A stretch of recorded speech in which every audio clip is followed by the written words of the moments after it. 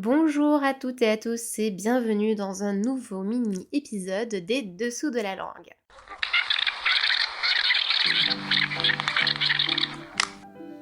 C'est un dictionnaire exotique et sympathique que nous allons découvrir maintenant.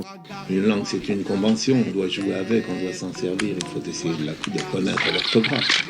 J'ai fait un gros effort tout au long du journal, je n'ai utilisé aucun terme étranger. Après les titres, ils sont désormais prohibés par la loi. Gare à vous si vous allez ce soir au fast-food. Est-ce que vous mettez à votre table en disant je vais faire des jeux de mots ou bien est-ce que ça vous vient en rêvant, en faisant l'amour Le jeu de mots, en ce qui me concerne, ça a toujours été un moyen d'alimenter un malentendu.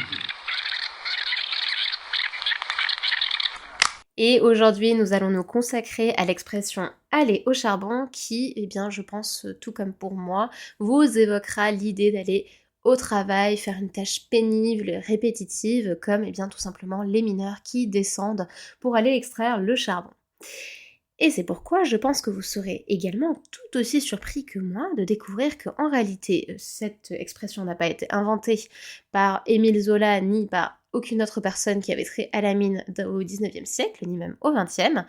Elle ne nous vient pas non plus d'Angleterre ou du Pays de Galles où les mines étaient foison, mais elle nous vient en réalité des années 1930 et pas de n'importe quel milieu, pas d'un milieu ouvrier, mais du milieu de la prostitution. Oui, vous m'avez bien entendu. Le milieu de la prostitution dans lequel aller au charbon signifiait exercer un métier régulier. Par opposition justement à celui des péripatéticiennes et des proxénètes.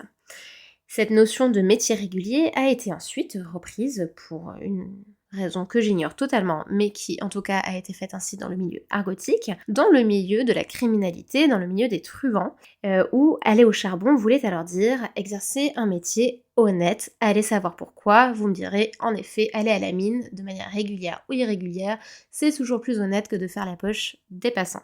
Les hommes de théâtre l'ont également utilisé après la Deuxième Guerre mondiale pour dire se dépenser sur scène sans compter. Bref, en tout cas, l'image de la mine, l'image de ce labeur extrêmement pénible et donc du coup le fait d'aller au charbon, s'est popularisé à partir des années 80. J'imagine que c'est extrêmement visuel et ça je le leur accorde volontiers pour que la signification liée au travail ordinaire se soit affirmée.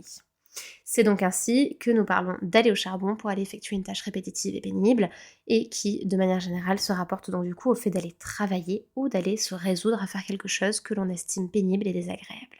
Et voilà, c'est déjà tout pour aujourd'hui. Je vous retrouve très vite pour une nouvelle mini-anecdote sur les dessous de la langue française. Pour une sonnerie, c'est une belle sonnerie.